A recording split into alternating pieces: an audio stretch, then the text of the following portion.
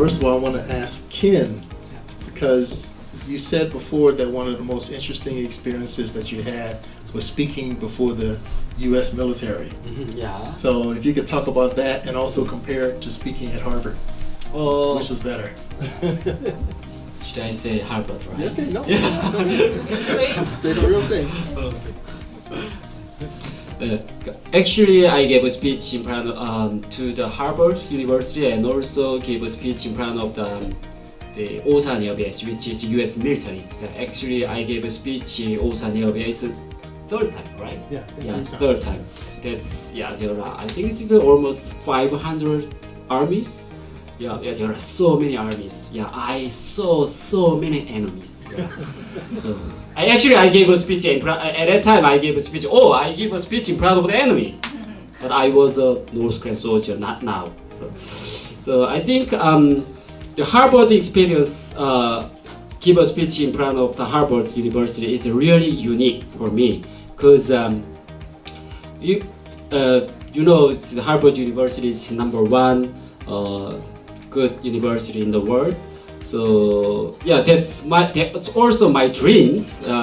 If I were 10 years younger, I probably challenged to attend Harvard University, but now too old. Anyway, so yeah, also when I give a Harvard University, when I give a speech to the Harvard University, I learned about the Harvard University value. Surely I learned, I got some information about Harvard University from the case article. What kind of student could apply for Harvard University. This is really unique information, right? Isn't it interesting? Not interesting? Okay, interesting, right? So, but I think the most good value for me, not everybody, the good leadership person could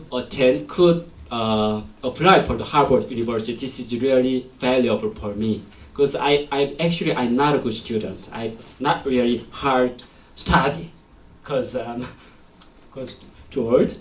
Anyway, so that's why that speech was really unique. And if I have a chance, another chance to give a Harvard University, I think I'm always thankful and always welcome.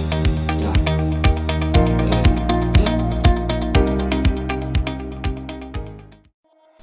I just want to talk about what students can apply for the Harvard University. Actually, Casey told me there are three different students can apply for the Harvard University. This is really valuable information, right? The first kind of student, really hard study student, like maybe he or she take a test is 100%, maybe 100 score. That's kind of a person.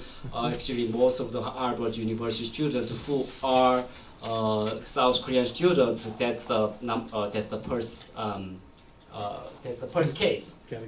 First category. Second one is that not a good student, not high school student, but as I mentioned earlier, it's a leadership. He has maybe hundreds or tens of thousands of people can leading and to do something. That's the second case. Third of all, I think who have a lot of money. Sorry? All around? Yeah. So good academics, good extracurriculars, Okay, maybe, yeah. Because you know what? There are some statues in the Harvard University. He explained, okay, this guys actually donate millions of dollars. This guys things like that. Just kidding. As I asked both of you, what did you know about Harvard when you were in North Korea? In South Korea or North Korea? North Korea. North Korea, okay. 북한에서. Right, 북한에서. When I was in North Korea, I never heard about Harvard University. I only heard that Oxford University But even Oxford University, we didn't really give them good scores or good reputation because North Korea has Kim Il-sung University. So the government always told us Kim Il-sung University is the toppest university in the world. So you guys don't need to go Oxford universities or any other universities in outside. So the Kim Il-sung University, actually Kim Jong-il refused to go out and he graduated that university. So the government actually, made it like a propaganda that Kim Il-sung University is the greatest university in the world because the university has a lot of like good professors and like internationally. So you guys are actually standing like our like our like own country, but your eyes actually see outside of the world. That's what they told us. So I believe that. So I thought the Kim Il-sung University was the greatest and #1 university in the world. And then also I was kind of like proud of my university, Kim Jong-suk University. So I didn't really have time to hear any other universities outside of the North Korea. So yeah. The thing that I knew Oxford University because we used the Longman Dictionary.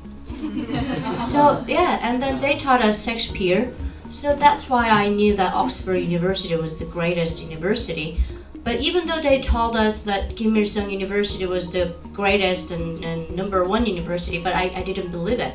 Because when I saw the Longman Dictionary, it was like really, really thick and heavy, and I was like, wow. And then why you guys taught us this English? What? Why you teach us this English? So I actually confused that you guys keep saying that Oxford University is not that great, but why you guys are using their dictionary? So that was the only point I was always curious.